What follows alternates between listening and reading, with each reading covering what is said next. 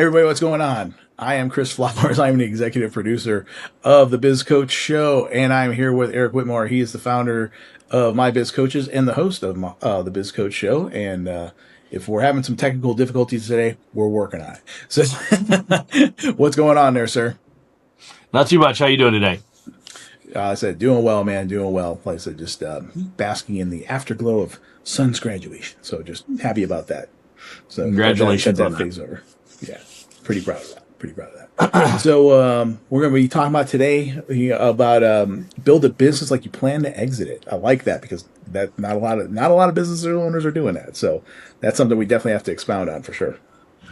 Yeah, and just to qualify that, great point. I appreciate you bringing it up. A lot of businesses don't do that. Unfortunately, we've said this statistic many times on this show, 80% of businesses never sell. And that in itself is a problem, right? Because if you spend 5, 10, 15 years of your life building a business and then don't get the windfall of the sell of the business, right? That's a pretty disappointing experience, right?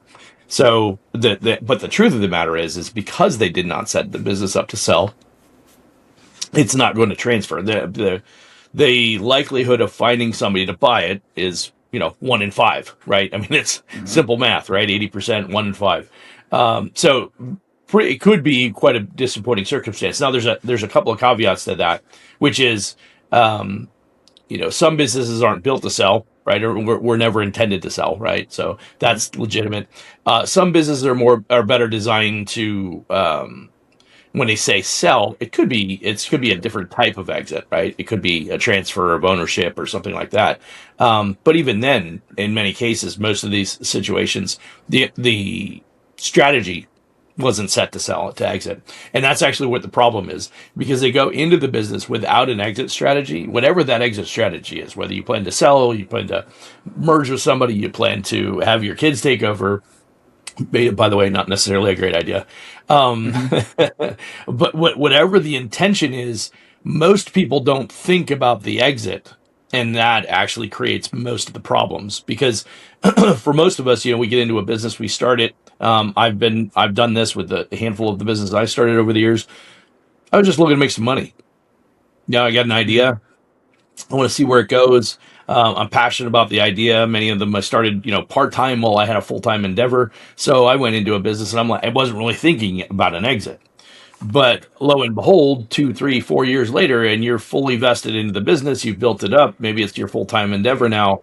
And what happens is all the decisions you made were short-sighted. They were focused on what's next today, right?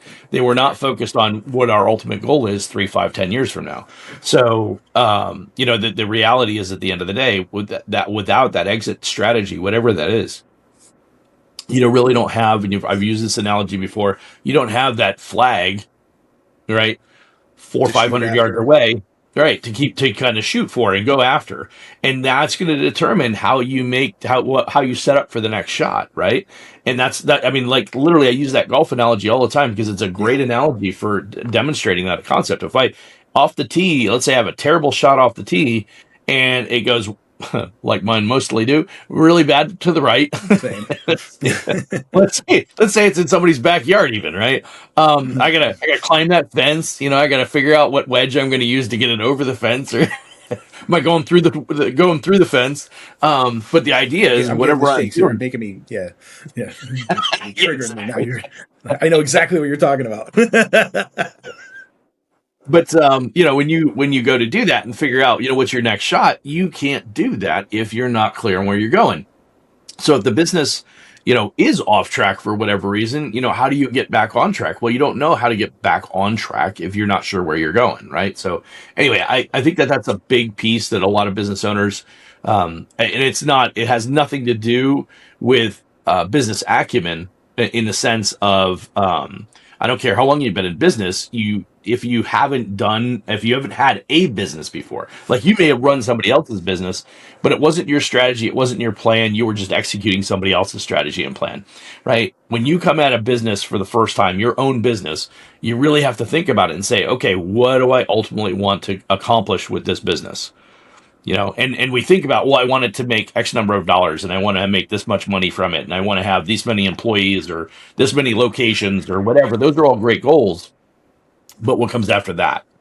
Right. And without that, that's where we really come into the challenges, because it's what's the strategic plan to keep things on track. And without that clear identification of what that looks like, you'll make decisions that will be short-sighted and will delay or even potentially make it almost impossible to sell your business. So again, and just another one last note on that as we talk about exiting.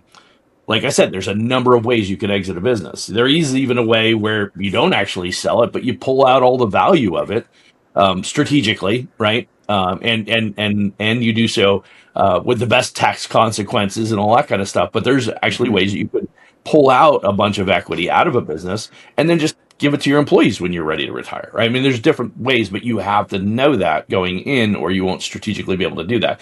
And some of these strategies could take 3 to 5 years to execute.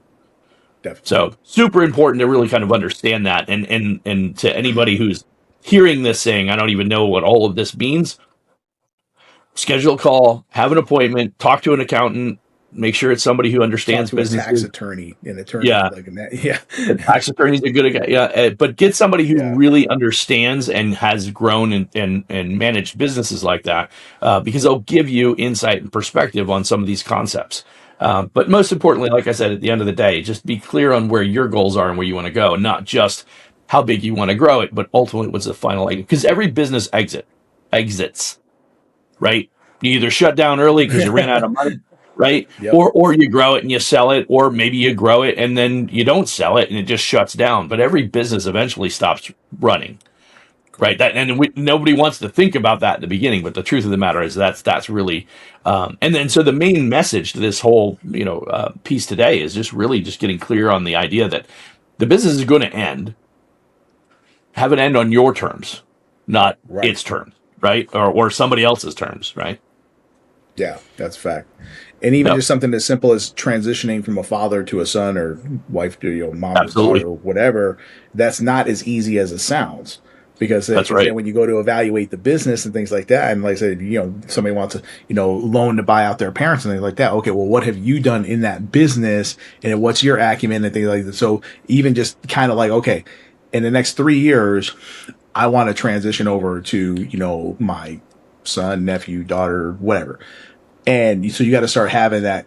You got to change the operating agreement in the LLC, and just to show that, okay, so-and-so has been taking over, for the last 2 years, things like that, more of a consulting role then. And then that way you can prove that, but I still need the cash to buy out pops. Right. Yeah. Mom yeah. Great point. Things like that. But you got to have that arm, they call it the arm's distance, kind of thing, when you're doing the evaluation and things like that. So it's part of it. I'll just give the keys over to my son and everything be fine, or my daughter.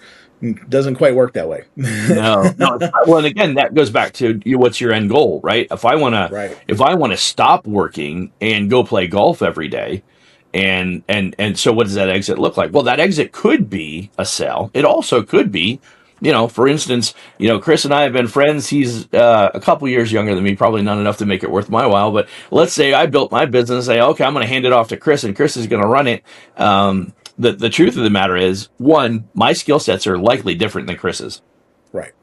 And I don't care if it's your son, your daughter, your wife, your aunt, your uncle, could be your best friend. I don't care who it is, but the truth of the matter is they likely don't have the same skill sets that I do. So they're going to have to be trained to take over this business for a period of time before I can just hand it over to them. Mm-hmm. And if my exit strategy was to go play golf, for instance, and I'm not great at it, so I'm going to need a lot of extra time practicing. At the end of the day, if I go to not necessarily sell, but let's say I want to keep the business and have somebody run the day-to-day, so I can go play golf. That's another way to exit the business, at least the day-to-day of the business, and just be an owner, not be an operator. Right, that's a whole nother. Go ahead. No, I was literally just going to say that we've covered that in other shows before, where we talked about you got to have the systems in place and the processes in place to where you could walk away for a month and the business will run just fine. Until you have that in place, I don't think the business is even sellable. I mean, That's per that's business. usually that's usually the main reason why it's not sellable. Those SOPs aren't in place, right? Right. And like I Absolutely. said, the system can't run without you like, oh, I got to make this decision. I'm like, no, we got plenty capable of people here that can make decisions that understand their role and understand their departments, and they Right. will. So as long, but again, that takes another. But you got to do that into when you're getting into the business. You can't do it like 5 years for I mean, it's like you got to have that done. It's already got to be in place Yeah. before you start. Now I could start thinking about Right. playing the Right. back nine here. Yeah, it's a great point because the truth of the matter is it may take you 2 or 3 years to develop somebody to run the business, right? Especially Right. because when somebody's an employee or when somebody hasn't been an active decision maker, let's say in the business, right? Like my son's a pretty bright kid. I'm pretty comfortable that if I build up a certain type of business, I'd bring him in. I'd totally be happy to hand it off to him and let him run it. He might even do better than I did with it, right? Because he's got skill Sure. sets that he's better at than I am, right? Right. At the same time, there's certain things that made the business successful over that extended period of time. That's the stuff that I learned, right? The way I cut my teeth and figured out how to do all these things. And I gotta share that information with him. And that's not something you just sit down with a manual or book and say, do this, do this, do this, right? It's like experiential. He's got to see it. He's got to feel it. He's got to experience it. He's got to go through the ebbs and flows, the good and the bad and all that kind of stuff. And part of the challenge is, again, it takes time. Right. And Mm-hmm. it could be, like I said, 2 or 3 years before you prepare somebody to take over the business. And that's probably the biggest challenge. The second biggest challenge as it relates to somebody else taking over the business is you may want your son or daughter to take over the business. They may want nothing to do. Yep, my kids are Yeah. that. Like they don't want nothing to do with this. I'm like, really? I'm like, but it is what it is. Yeah, That's right. it's And not and and you not their have to own jam. that. Right. Yeah, And which is fine because the sooner you know that, the better because then you you can adjust. identify, let me find somebody else that I can grow and develop and have them take over that role. Because at the end of the day, if I spent the time building a business, personally, because I'm very comfortable being an owner of a business and collecting my check that I spent years building a business, I'd be totally fine with that, right? And I can, manage through my KPIs and do all the stuff that we've talked about before. But it's mindset, right? The biggest problem is mindset. Ironically, there's another statistic. There's a large percentage, I'm going to say close to 40% of businesses that are sold, the owners regret it after the fact, within 90 days after the sale. Really. Yeah. And what's the main kind of average reason? Like, Perfect. I'm glad you asked that I'm not question. quite sure how to help you with that. The truth of the matter is, Alexa doesn't know how to thank you, help. Alexa. See, that's why AI can't answer everything for you. But no, the biggest reason is the the owner was the business was such it was their identity. Ah, That's the best way to say it. It was their identity. They yeah, makes saw sense. Makes sense. this business is me. I am the business. And so when they sold the business, they're like, who am I now? Oh, Their problem was they associated their identity with the business.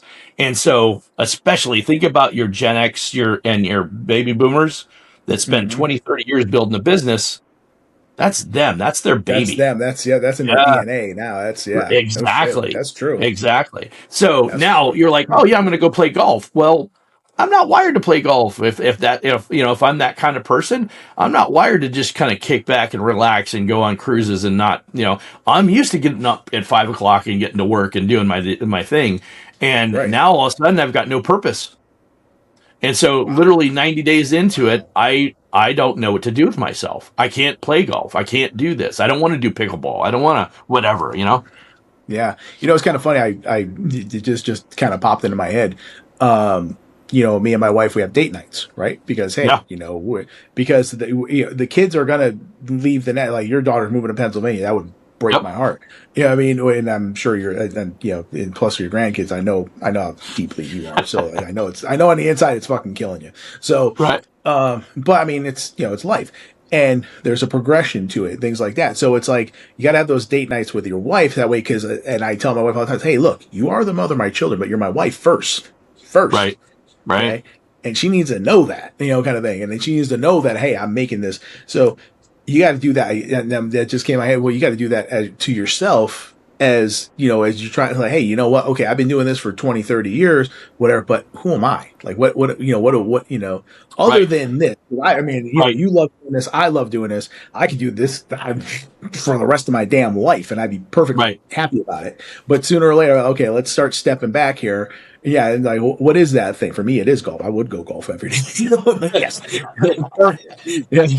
So, yeah, I mean, or hit the gym, do a thing, and so I think, yeah, it's like I said, I think and I hadn't thought about it like that. It's like, yeah, man, you got to really have something outside of the business. That's it. Exactly. Yeah. Yeah. Who am I without my business, and what would I be doing? Right. And so it sounds really cool. I'm going to go play golf, or I'm going to go on cruises, and you do that, but 90 days of that, you're like, okay, what do I do now? Right. Ironically, I can actually relate to it to a certain degree, because oh shoot, it was a long time ago. I was 24, 23, 20, I was 23. I had my ice cream distribution business.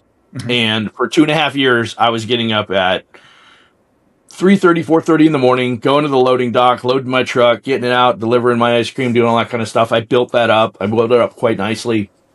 Was making good income for my age, and I was 21, 22, 23. I got my class B license, so I could drive the box truck Bigger that I truck, had. yep. And everything. Mm-hmm. Yeah, everything that but I was all I did. Right. I mean, well, ironically, that was actually when I started my professional kickboxing career too. So it was like literally I went from the route, parked the truck, went home, changed my clothes, went right to the gym and worked out, or I taught my classes because I had my own martial arts school at the same time. Mm-hmm. So, I was a part owner in a martial arts school. So I literally was either training for a fight or training other fighters, right, to fight for themselves. And then so it was like, that was it. That was all I did. It was the gym, and it was the business, right? It was 50, 60 hours a week in the business and probably 20 hours a week in the gym. That was my life, right? That was all I did. And so ironically, I sell the business so that I can go to college. I determined, hey, I've done this for a couple of years. It's a buster. It was tough. It was kicking my butt. But I enjoyed it. I was passionate about it. And the problem that I ran into was when I sold the business, I found a buyer in February. I didn't go back to college. I didn't go start school until August at NAU. Damn. So from February to August, actually, it was probably more like April, because I trained him for a month before when I sold the business. So he took over the business, and so I trained him for a month. But from April until August, I had nothing to do. Yeah, wow. And so I'm sitting at home, and I'm like, I can only play golf so many times, and I'm not really good about playing as a third or a fourth on a group of people I don't know. So I'm like, well, that's no fun. Definitely not. Definitely not. So I'd call up my buddy and be like, or any one of my buddies, and be like, hey, let's go play golf. And they're like, dude, I gotta work. I'm like, gotta work. I'm like, in the time we're young, so I'm like, I'll give you $100 if you take the day off and just go play golf with me. I'll pay for your golf. I'll give you $100 cash. Just come play golf with me. I'm gonna go hang out. I want to do something, right? Because I got nobody. Everybody's working. I got nobody to hang out with, and it was crazy because it was like for months. After first couple of weeks, it was really cool. But then after that, you can only play so much Sega Genesis or so much, you can only do so much golf. And I was just like bored out of my mind. And so ironically, I was at the gym one night and I was training, and a buddy at the time, he says to me, he's a GC. They do framing for houses and stuff like that. And he says to me, he goes, hey, what are you doing until you go back to school? And I'm like, nothing. Like all summer? Yeah. He goes, you want to earn a real living? Oh, God. So I'm like, I got nothing else to do. I might as well make some money. So, and I'm used to getting up early, but that's a different kind of early. I got to tell you, the summertime. I used to do that work. Yeah, bro. Yeah, summertime in Arizona. Especially in this heat. Shit, bro. But exactly. Hell no. You get up and you're eating breakfast, or you're eating your lunch at 9 a.m. Right? It's like, right. What the? Yes, and you're quitting by 1 o'clock because it's just right. Exactly. But so anyway, my point was for 5 months, whatever that was, until August, until school started, I was going batshit crazy. I had nothing to do. And it was like, oh, I can see how somebody, after doing something for 20, 30 years building their business and be like, what I do now, right? Is I really didn't know what to do. And ironically, like I said, now if you're, that age, you probably have retiree friends that are doing other things and you can hang out with them, but maybe not, right? They may not be as driven, as passionate as you are. So you got to find something that you're passionate about that you can do after you sell, which is a whole nother conversation that often Right. never comes up. And people mostly don't feel as it until it comes real. Right. Let's say we're serial entrepreneurs anyway, so it's kind of like always having that thing. Like, okay, What's what's that next next? thing? Okay, yeah. That's it. Yep. All right. Well, like I said we're running up on the clock here. So why don't you go ahead and give us some parting words, and we'll sign off. Perfect. So just as a reiterate, build the business like you're going to exit, because you will. You're going to exit one way or the other. So That's whether it. it's on a positive side or a negative side, you're going to exit. So do your due diligence. Another thing that I can add to that is just a final thought. If things don't go well, make sure you have an exit strategy for that as well. Right? You're right. At least, how do I spin out of this and make sure it doesn't bury me and cost me my life savings or whatever, right? So, but the idea is that every business exits at some point or another. So have yourself prepared mentally. Where am I going? What do I want to do? And if things didn't go the way I want them to, also consider what would that look like and how do I make sure that it doesn't eat my lunch, so to speak. So, Yep. but build the business with the intent to exit, because you will exit. And if you do that, you're going to make better decisions for your business because you're going to be clear on where you're going. There you go. That's it. It's a wrap. Thanks. And until next time.